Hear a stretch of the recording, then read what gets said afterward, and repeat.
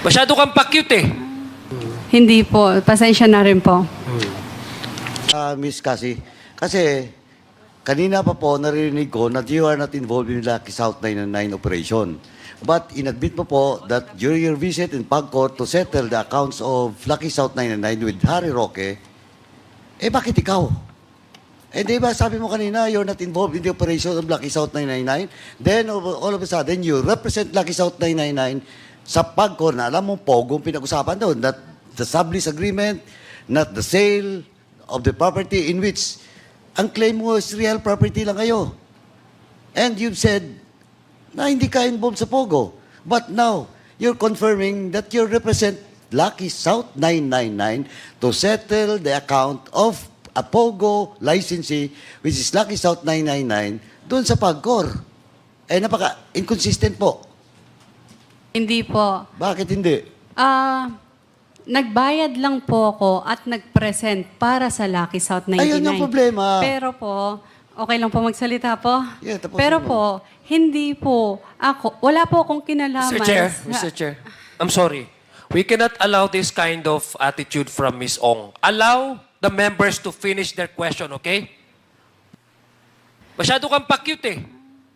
Hindi po. Pasensya na rin po. So let it be a reminder to you, Miss Cassie, na patapusin mo munang magtanong ang ating mga membro bago ka sumagot. Okay po. Pasensya na po. Please proceed, Congressman. Lastly, And address the chair, Mr. Chair. Ask her, direct her to address the chair. And address the chair. Pag sasagot ka, address the chair bago ka sumagot. Okay? Okay po. Thank you. Thank you, Chairman. Let it be put on record that Cassie Ong is lying because inconsistent po yung sinasabi niya kanina. Nakikinig lang po ako, is not representing Lucky South 999, but here comes the payment of accounts. Siya po ang bumayad. Kahit sabihin mo pa po, hindi mo pera from Chen, but still, you represent Lucky South 99 in Pagcor to settle that account. The next to interpolate is Congressman Keith Flores. You're recognized. Thank you, Mr. Chair. Ms. Casiong, I just want to be clarified on certain matters, specifically about Whirlwind and Lucky South 99. You testified earlier that you are 50% owner of Whirlwind Corporation. Tama po ba? 58 po, Mr. Chair. 58%. Okay, ang 58% na to, how much po ang binigay nyo or binayad nyo for the shares of stock representing 58% of Whirlwind Corporation? Mr. Chair, pwedeng hindi ko po sagutin yan. At bakit naman po? For privacy lang po. Well, you know, you have to understand that Whirlwind Corporation is involved in a very serious investigation with regards to the Pogo incident. Tama po ba, di ba? And that's why we want to find out also, since you are the majority stockholder, how much you put into that corporation. And that's why I think the question is also important for you to answer. Pasensya na po. I invoke. Pasensya na po, Mr. Chair. Sige po. I'll let it go for the meantime. No? Pabalikan ko yan. Now, ang Whirlwind naman po ang may-ari ng mga buildings in that Pogo Hub. Tama? Yes po, yung Kayo po ang buildings po. nagpagawa, no? Kasi? Kami Ang po. Whirlwind ang nagpa-construct Whirlwind po, opo. structures na yun. Now, in the construction of these buildings, na numbering about 45 buildings, no? How much ang nagastos ng Whirlwind Corporation? We'll double check it po, Mr. Chair. You being the majority stockholder does not know how much you spent for the 46 buildings? At least a ballpark figure man lang? Mr. Chair, na 3 times, bali, nung una pinatayo is phase 1 po, tapos sumunod yung phase 2 and phase 3 po. Okay nga. So give me a ballpark figure for phase 1. Sabihin natin. Magkano ang ginastos niyo? Ito-double check ko po, Mr. No, Chair. give me a ballpark figure. You're the majority stockholder. It's impossible na hindi mo alam anong ginastos nyo. Yes po, pero i-double Yes? check. Ay, no. I-double check ko po, Mr. Chair, for So that. wala kang Balikan ko po idea? kayo. Magkano ang ginastos nyo? Yung exact amount po, Mr. Chair. Ballpark wala po. nga eh. Hindi nga exact amount. Double check ko po, Mr. Chair. Double check pa rin. Opo. Okay, sige. Nakadalawa ka na ah. Okay. How about Lucky South 99? Are you a stockholder of Lucky South 99? Hindi po, Mr. Chair. Hindi. But sometimes you are the authorized representative of Lucky South 99. Tama? Yes po. Tama. Now, Yes. are you going to maintain that Lucky South 99 and Whirlwind Corporation are two separate and distinct entities? May I explain po, Mr. Chair? Sige. Nung una po, yung Lucky South and Wordwin po is isa lang po. Okay. Pero po, nung huli, naibenta mo na po si Lucky South. And when did that happen, Ms. Ong? Last year po. Last year lang nabenta. Apa. So from 2019 to 2023, they were one and the same. Yes po. So one and the same. Pero hindi siya totally different owners po. Mr. Different Chair. owners but Pero one and the po, same. Parang I'm confused. Again, Ms. Ong. way back 2019, nauna po si Lucky South po, Mr. Chair. Nauna si Lucky South. Opo, Mr. Chair. Tapos nung huli po, tsaka nagkaroon ng Wordwin po, Mr. Chair. So same owners ang Whirlwind Corporation and Lucky South? Yes po, nung una po, Mr. Nung Chair. una? Opo. So you were also an owner of Lucky South 99, kung ganun man. Because Opo, you're nung the una. majority stockholder of Whirlwind. Yes po. But you Nung una. you just testified earlier that hindi ka part of Lucky South 99. Hindi po ako part po ng POGO operational, Mr. Chair. Wait. Hinihiwalay mo ang Lucky South 99 sa Pogo Operations? Ano? Kasi Mr. Chair, si Lucky South, pinaparental lang po talaga niya sa mga POGO po. Okay. So let me get this straight, ha? Whirlwind rents it out to Lucky South 99, tama? Yes po. Okay. And Lucky South rents it out to somebody else. Yes, to the Chinese po. Okay. But then you said earlier that Lucky South and Whirlwind are one and the same. So you meaning you're renting it to yourself?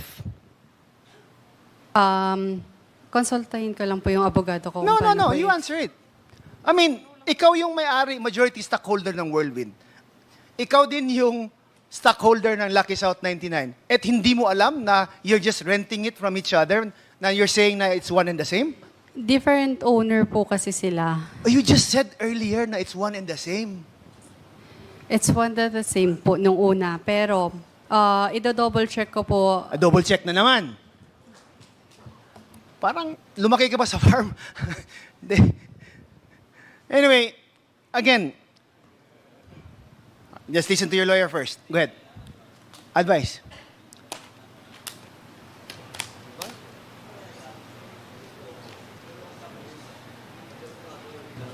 Point of order, Mr. Chair.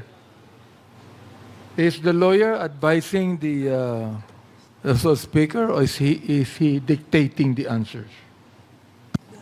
The lawyer is just advising his client of her rights, Your Honor. So please do not coach your client, only advise her of her rights.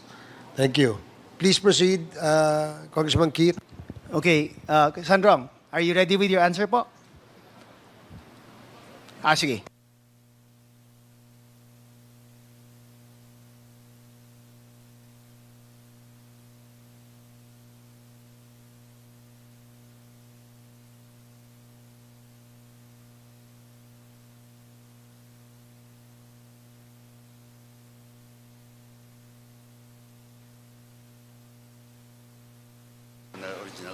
Mr. Chair, point of, I guess maybe perhaps a suggestion, Mr. Chair, because we've been here since 9 o'clock in the morning, and I think every time there's a hard question asked of Ms. Ong, she would, before answering, she would consult and double check and consult her lawyer, and it takes time for the lawyer to advise Ms. Ong. Maybe we can set, I think, seconds kasi certain mga 30 seconds or what? Kasi kung ganyan naman po, pag 3 minutes, magtatagal ho tayo dito. And we're not extending that courtesy to all our resource persons. We have to be fair also. So I would suggest, Mr. Chair, we just limit the consultation to 30 seconds. Please limit the consultation to 30 seconds. Okay, please proceed, Congressman Keith. Thank you, Mr. Chair. Sometimes, Ms. Ong, kasi when we, make up stories and it becomes more confusing. It makes it more difficult to answer. Mas dali po kasi kung mas simple yung if the facts are straight, then it's also easier to answer it. Now, Ms. Ong, do you remember if Whirlwind Corporation, in putting up those buildings, obtained a loan from any bank? Pwede pakiulit po yung question. Nag-secure ba ng loan ang Whirlwind Corporation sa pagpatayo ng structures na yon from any bank or financial institutions? No po. Wala. So, pera lang ng Whirlwind Corporation. Opo. So, from the estimates of the buildings, Ms. Ong, aabot daw sa estimates ng PAOK ng up to 5 billion ba yun ang sinabi? 5 or 6 billion ang cost ng assessed value ng buildings that were put in. Ang sinasabi mo ba sa committee ito, may ganun na amount, liquid amount, no? Ang Whirlwind Corporation in putting up those structures? Mr. Chair, bali po nung una is kinita lang din po. Tapos, pinatayo lang po yung phase 1 po. Tapos, unti-unti, after kumita ng phase 1, ayun po yung time na Okay. tinayo yung phase 2 po. So kung sinabi mong kumita ng ganun kalaki, I'm sure you will also have taxes to show that this is the income of Whirlwind Corporation. Tama ba ba? We'll double check it po. Double check again. So hindi mo alam kung magkano ang income ng Whirlwind Corporation? Na kumita siya ng ganun nga amount to finance on its own the structures that were built in that place. Hindi ko po kasi sigurado yung amount eh. What are you sure of, Ms. Ong? Ano bang yung alam mo? Being the majority stockholder of Whirlwind Corporation, is there anything na you're sure of? Ang alam ko lang po kasi nung yung total amount, hindi ko po siya sure. Pero basta po, pinarent out ng Whirlwind to them is 500. Okay nga. The computation ni Congressman Johnny kanina, it's about 35 million a month. 35 million a month times 12 months, that's about 350 plus 70, 420 million. Billions yung structures na nandun eh. Ang Whirlwind Corporation po is 2019 pa lang po. Kaya nga. Opo. So you will have the BIR receipts or taxes that will show na ito yung kinita nyo at itong binayad yung mga buwis. Tama po ba?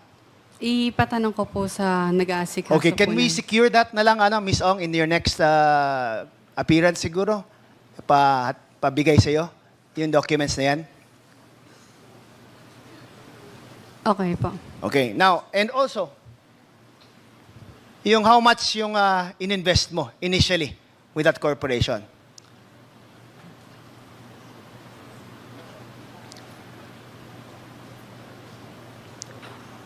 Now, Ms. Ong, I hope you understand na why parang impossible to believe na from your answers kasi na hindi ka sure of this, hindi ka sure of that. No? And I'm sure significant amount yung ininvest mo. Tama po ba? Dito sa corporation na to. Seryosong amount. Opo. Oh, di ba? So now, for someone to invest something like that and not know how the corporation is being run, not know how the corporation is spending their money, not know how much the income is of the corporation, parang nakakaduda eh, na is it really you who is the majority stockholder of that corporation, or are you just acting as a front for somebody else in that corporation? So these questions naturally come into mind because of how you've been giving your answers. No, I hope you understand na next time po, siguro, I know the frustration of some of the members here na wala kaming nakukuhang parang matinong answers from you eh. No, and if somebody would really force the issue and make a motion, I would be more than inclined to support it. Thank you, Mr. Chair. Thank you, Congressman Flores. The next to interpolate is Congressman Paduano. You're recognized. Congressman Abante. Thank you, Mr. Chair. Ako rin po magtatanong.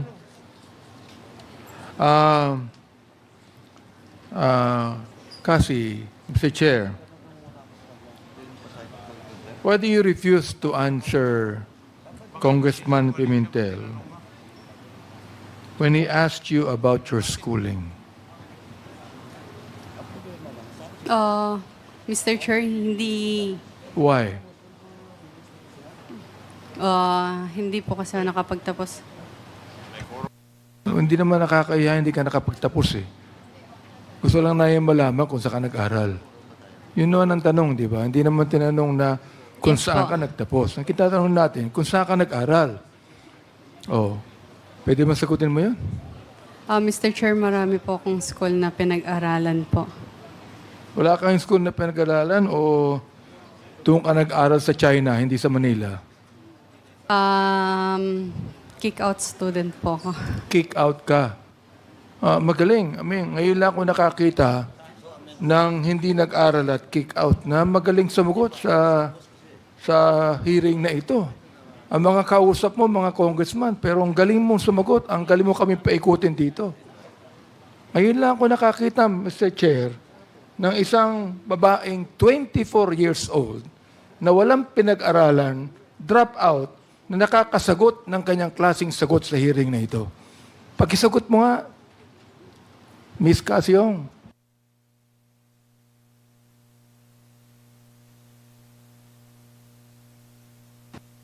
Hindi mo kaya ang sagutin? Aba, magaling ka. Sapagkat napapaikot kami lahat dito. Oo. O, siguro mamaya, si Congressman Romy ako magtatanong sa iyo. Pero ito, sabihin ko kaya na pa ako nakikinig Mr. Chair O, at nakikita ko na marunong ka May alam ka. Edukado ka. And you tell me now, you are refusing to answer the question of Congressman Pimentel on where you studied? Hindi naman namin tinatanong kung anong antas ng pinag-aralan mo Oo. Ang tinatanong, hindi ka ba nag-aral ng elementary? Let me ask you. Nag-aral ka ba ng elementary? Hindi. Opo. Ayun. Sumagot ka din. High school, nag-aral ka. Mr. Chair. Hindi po, Mr. Chair. So, hindi ka nag-high school, elementary lang tapos mo? Elementary lang. Opo. Ay, Mr. Chair, genius to. Genius. Elementary lang ang natapos niya, pero pinapaikot mo si Congressman Dan Fernandez. Elementary nga lang Pinapaikot si Congressman Dan Fernandez. Napapaniwala pa ni Congressman. Hindi, we're trying to be lenient. Mr. Chairman, if I may. We're just trying to be lenient because, yun nga, sinasabi natin, okay naman, nag-waiver na siya Yun nga lang problem, si withdraw And that's the reason why medyo, bakit ganun? Kasi nga, winidraw na namin yung, Tinan mo di ba? Kanina, nabanggit mo kay Congressman Dan Fernandez. Hindi nabigyan ng lisensya. Narinig ko yun, You were not given a license. Now, what license are you talking about? Nag-email po Mr. Chair, nag-email po si PAGCOR sa email ko dahil ako po yung authorized po. Kaya sa akin po nag-email. Ang sabi po ni PAGCOR po is hindi po sila magbibigay ng lisensya. Or, sa hindi PAGCOR. siya mag-renew. PAGCOR. Opo, Ang Mr. Chair. PAGCOR, hindi nagbibigay ng lisensya sa mga building. Nagbibigay ng lisensya sa POGO. Di ba? Opo, bali po. Kanina binabanggit mo na wala kang kinalaman sa POGO Mr. Chair, may I explain po? Kahit mag-explain ka, tatanggi mo na naman na involved ka sa POGO Hindi ba? You're going to explain, but you will still insist that you have nothing to do with POGO. Answer me. Magaling ka, genius ka, di ba? Sagutin mo ako. You have nothing to do with POGO, but you applied for a license in PAGCOR, and you will refuse a license. What kind of license? PAGCOR is not giving a license for apartments or buildings. They are giving licenses for POGO. What are you applying for? Yes po, Mr. Chair. What are you applying for? Nag-apply po kami for renewal po ng license po. Nang ano? Pagcor po. Nang ano nga? Pagcor po. Hindi, nang ano? License to operate po. For what? Anong i-operate? Yung tag po dito, yung... Pogo. Come on, tell me. Pogo. Operation ng Pogo. Tell us here. Because look, we are preventing that Congressman Karap will again make a motion for contempt and consign you to Mandaluyong Correctional Institution. Now, you answer me now. What kind of license did you trying to get from PAGCOR? Mr. Chair, license to operate po ng Pagcor. Ano? Anong Ng to business operate po. ng PAGCOR? Hindi pwedeng to operate ng PAGCOR. You applied for a license from PAGCOR. To operate what? To operate Pogo po. Yun. Ibig sabihin, involved ka sa Pogo. Hindi ka pwedeng mag-apply ng license sa PAGCOR na hindi mo alam na Pogo yan. Oh my goodness. Oh, nagpunta ka sa PAGCOR. Sinama mo pa si Atty. Harry Roque. Si Atty. Harry Roque naman, sapagkat alam mo may influence sa PAGCOR yan, nagpasama ka sa kanya at nagbayad ka pa ng dollar sa PAGCOR. According to Chairman Altenco. Am I right? Back charges. Nagbayad ka. Am I right? Yes po, Mr. Chair. Oh, ano yung binayaran mo? Utang po. Utang ng Lucky ano? South. Utang mo? O No. utang ng po ano? ng Lucky South sa Therefore, Pagcor po. kung hindi ka kasama sa Lucky South, bakit ikaw ang nagbabayad ng utang ng Lucky South sa PAGCOR, Mr. Chair? Pwede po, Mr. Chair. Sige, go pwede. ahead. Go ahead. Mr. Chair, authorized representative lamang po ako. Whatever it is, authorized representative ka, utusan ka, pero ikaw ay inutusan ng Lucky South, magbayad ka sa PAGCOR ng back charges sapagkat ikaw mismo ang nag-apply sa PAGCOR ng Pogo. Yes or no? Hindi po, Mr. Chair, hindi po ako mismo yung nag-apply sa Pogo. Renewal lang nung pumunta Hindi po pa kami. kasama ka ni Atty. Hayroco sa Yes PAGCOR? po, for renewal po. Ibig sabihin, ikaw ang nag-renew o nag-apply, whatever it is. Basta napunta ka sa PAGCOR. Am I right? Yes po. Ikaw ang nagbayad. Am I right? Yes po, Mr. Chair. At ang binayaran mo sa PAGCOR, ukol yun sa Pogo. Am I right? Yes or no? Huwag kang mag-isinungaling dito. Yes po, Mr. Kahit Chair, genius kasi- ka, hindi mo kayang paikutin. Kaming dalawa ni Congressman Romy Acop. Si Congressman Dan, kaya hindi mo pa pinapaikot yan eh.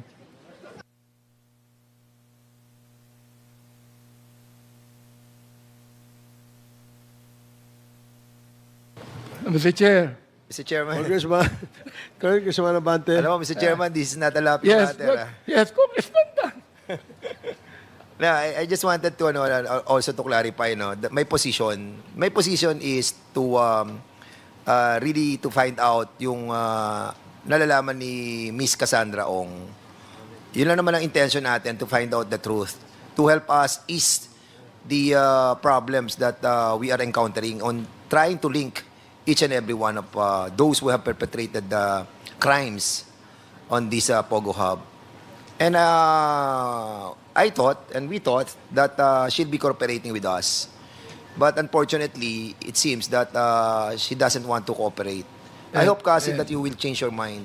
Thank you, Mr. Chair. Noted. I know that Congressman Dan is so kind with beautiful women.